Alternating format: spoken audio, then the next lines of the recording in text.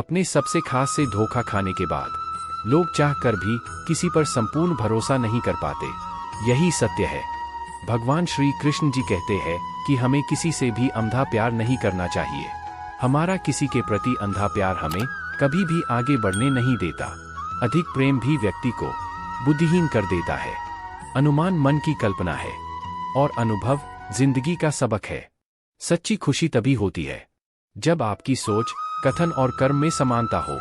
मनुष्य जन्म लेता है तो उसके पास सांसें तो होती हैं, पर कोई नाम नहीं होता। जब मृत्यु होती है तो उसके पास नाम तो होता है पर सांसें नहीं होती। इसी सांस और नाम के बीच की यात्रा को जीवन कहते हैं। न किसी के अभाव में जियो, न किसी के प्रभाव में जियो। यह जिंदगी है, आपकी अपने स्वभाव में जियो। किसी के प्रति मन में क्रोध लिए रहने की अपेक्षा उसे तुरंत प्रकट कर देना अधिक अच्छा है। जैसे क्षण भर में जल जाना देर तक सुलगने से अधिक अच्छा है। समय कभी नहीं रुकता। आज यदि बुरा चल रहा है तो कल अवश्य अच्छा आएगा। आप केवल निस्वार्थ भाव से कर्म कीजिए और वही आपके हाथ में है। तुम अपनी पीड़ा के लिए संसार को दोष मत दो। अपने मन को समझाओ, तुम्हारे मन का परिवर्तन ही तुम्हारे दुखों का अंत है।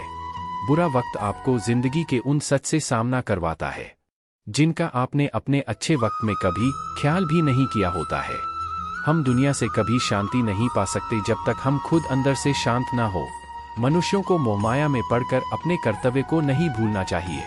मनुष्य की इच्छाएं अनंत है। यदि इच्छाएं पूरी नहीं होती तो क्रोध बढ़ता है और इच्छा पूरी होती है तो लोभ बढ़ता है।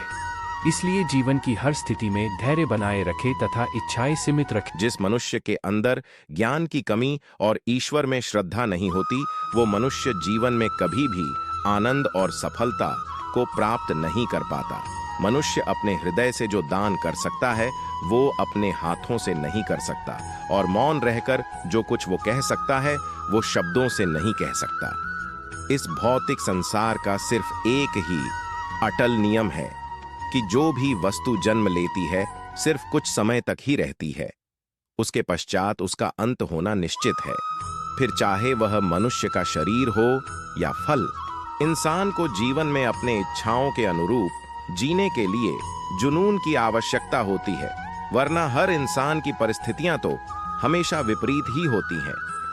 हमारी व्यर्थ की चिंता और मन का भय एक ऐसा रोग होता है जिससे हमारी आत्मीय शक्ति बिखर जाती है।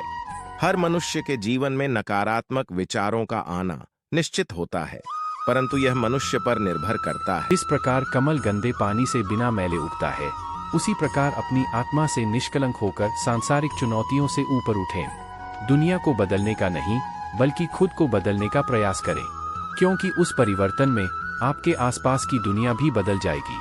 जैसे कमल कीचड़ में पवित्रता से खिलता है, वैसे ही अपनी आत्मा को जीवन के कीचड़ में खिलने दो।